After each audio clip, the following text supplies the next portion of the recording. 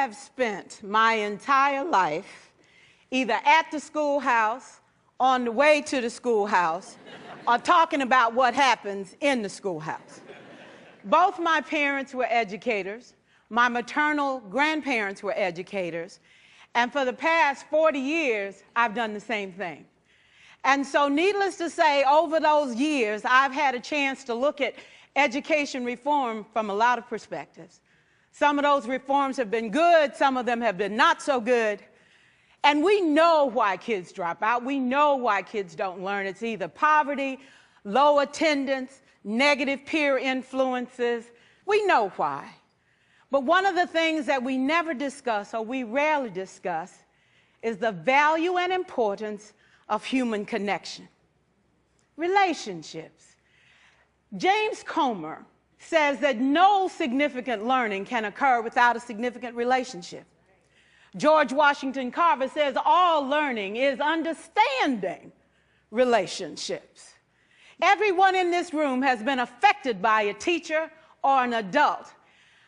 For years, I have watched people teach. I have looked at the best and I've looked at some of the worst. A colleague said to me one time, they don't pay me to like the kids.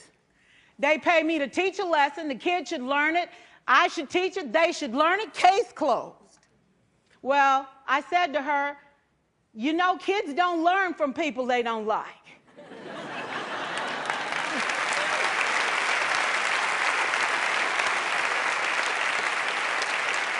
She said, that's just a bunch of hooey. And I said to her, well, your year is going to be long and arduous, dear. Needless to say, it was. Some people think that you can either have it in you to build a relationship or you don't. I think Stephen Covey had the right idea. He said you ought to just throw in a few simple things, like seeking first to understand as opposed to being understood. Simple things like apologizing. You ever thought about that? Tell a kid you're sorry, they're in shock. I taught a lesson once on ratios. I'm not real good with math, but I was working on it. And I got back and looked at that teacher edition. I taught the whole lesson wrong. So I came back to class the next day and I said, look, guys, I need to apologize. I taught the whole lesson wrong. I'm so sorry. They said, that's okay, Miss Pierson. You were so excited. We just let you go.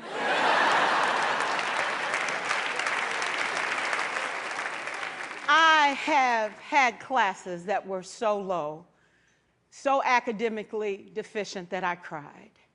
I wondered, how am I going to take this group in 9 months from where they are to where they need to be? And it was difficult. It was awfully hard. How do I raise the self-esteem of a child and his academic achievement at the same time?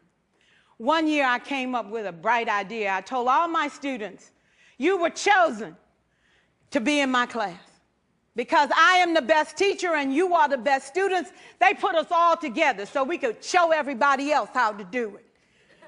One of the students said, really? I said, really? We have to show the other classes how to do it. So when we walk down the hall, people will notice us. So you can't make noise. You just have to strut.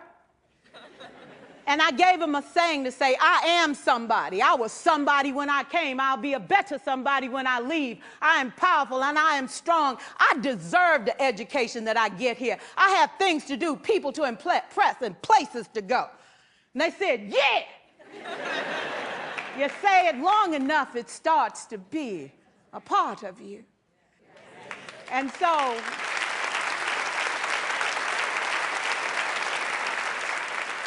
I gave a quiz, 20 questions. Student missed 18.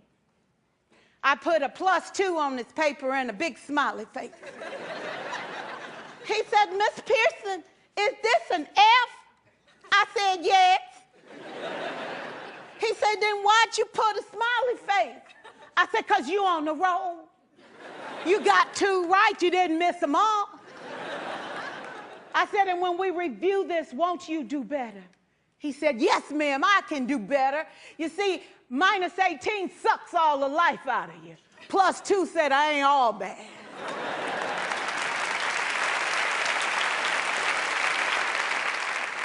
4 years, I watched my mother take the time at recess to review, go on home visits in the afternoon, buy combs and brushes and peanut butter and crackers to put in her desk drawer for kids that needed to eat, and a washcloth and some soap for the kids who didn't smell so good. See, it's hard to teach kids who stink. And kids can be cruel.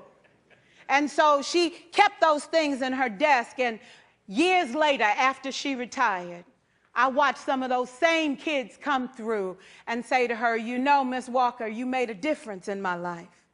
You made it work for me. You made me feel like I was somebody when I knew at the bottom I wasn't.